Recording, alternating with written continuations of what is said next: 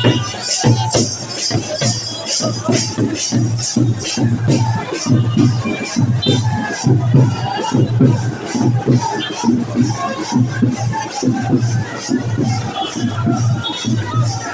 জুলাইতে কোথায় ছিলেন আর এখানে আজকে ছবি তুললেন কেন?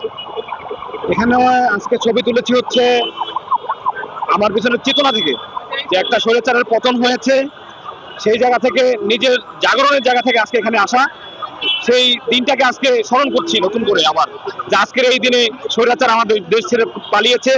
এবং গত বছর এই দিনে আমার বাড়ি হচ্ছে রূপগঞ্জ থেকে আমরা চিটাগাং রোডে অবস্থান করছিলাম। তখন চিটাগাং রোডে যে মাদারীনগর যে মাদ্রাসার ছাত্ররা ছিল তাদের সাথে আমরা ওখানে প্রতিরোধ গড়ে তুলেছিলাম, যে আমরা তখনকার ওই এলাকাতে থেকে আমরা অনেক ধরনের নির্যাতনের শিকার হয়েছি। এবং আমার হোম ডিস্ট্রিক্ট হচ্ছে পিরোজপুরে। শুধুমাত্র বিএনপি গণনা হওয়ার কারণে, জামাত গণনা হওয়ার কারণে আমার পরিবার এলাকা ছাড়া হয়েছে।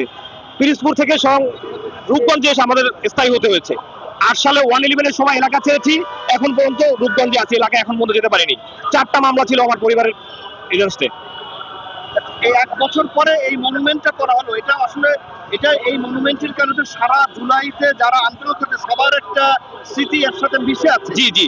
সেখানে আপনার স্মৃতি আপনার কাছে অবশ্যই বলেন যে সেই স্মৃতিটা এখন আপনি এইভাবে করে আপনার স্মৃতিটা আজকে একটা মনুমেন্টের এখানে প্রতিষ্ঠিত হলো।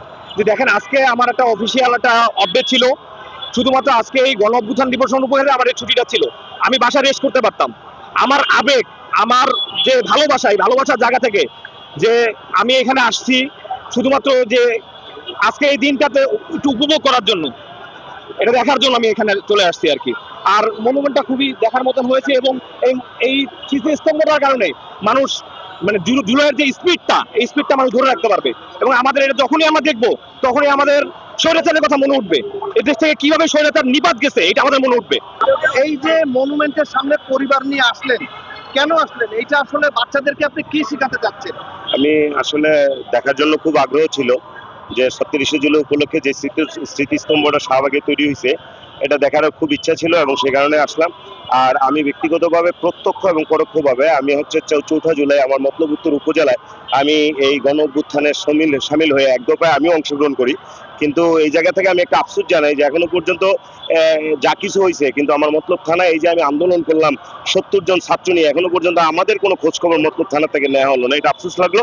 তবে গণ অভ্যুত্থানে একজন আমিও যে একেবারে শিরোনামহীন একটা ছেলে, আমি সেই অনুভূতি থেকে আগে আসলাম এই 36শে জুলাইয়ের এই স্মৃতিস্তম্ভ দেখার জন্য। এবং আমার মনে পড়লো যে আজকের এই দিনটাতেই ফ্যাসিস্ট সরকার বিদায় নিয়েছিল, যেটা বাংলাদেশের জন্য একটা মুক্তির বার্তা নিয়ে আমরা নতুন একটা বাংলাদেশ যে স্বপ্ন দেখেছিলাম সেই বাংলাদেশ দেখার জন্য মূলত আজকে এখানে আসা। আপনি তো বললেন যে একা এসেছেন, পেছনে এরা কারা? আমার 2 ছেলে। হ্যাঁ, তাহলে ওদের বিষয়টা একটু বলেন যে বাচ্চাদেরকে তাহলে কি শেখাতে আসলেন বা কি দেখাতে? মূলত 36 জুলাই যে আসলে একটা ফ্যাসিস্ট সরকার মূলত দীর্ঘদিন সে তার শোষণ ক্ষমতার মাধ্যমে মানুষকে যে এক প্রকার বন্দি করে রাখে, তার থেকে যে মুক্তি হওয়ার যে একটা মাধ্যম এবং সেখানে যে ছাত্রদের অভ্যুত্থান, সেটাই মূলত তাদের অনুপ্রেরণা দেওয়া। কোথা থেকে এসেছেন এবং আজকের যে মনুমেন্ট, আসলে মনুমেন্টের এখানে ছবি তুলছেন, নতুন স্থাপনা হয়েছে এই হিসেবে ছবি উঠেছে।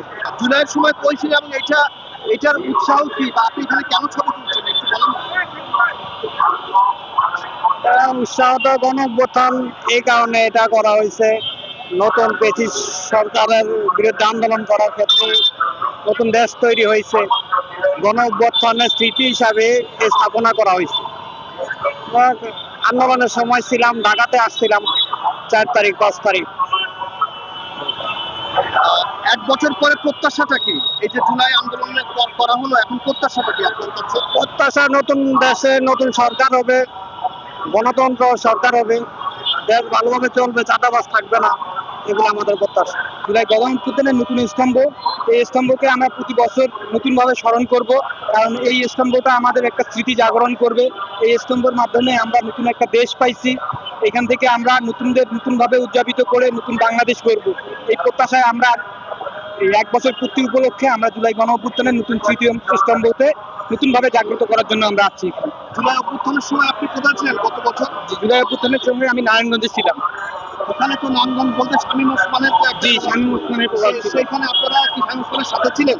না, আমরা শামীম ওসমানের সাথে ছিলাম না, শামীম ওসমানের বিপক্ষে ছিলাম। তাকে প্রতিহত করার জন্য যা করা লাগে আমরা শক্ত হাতে তা সবাই মিলে আমরা করেছি।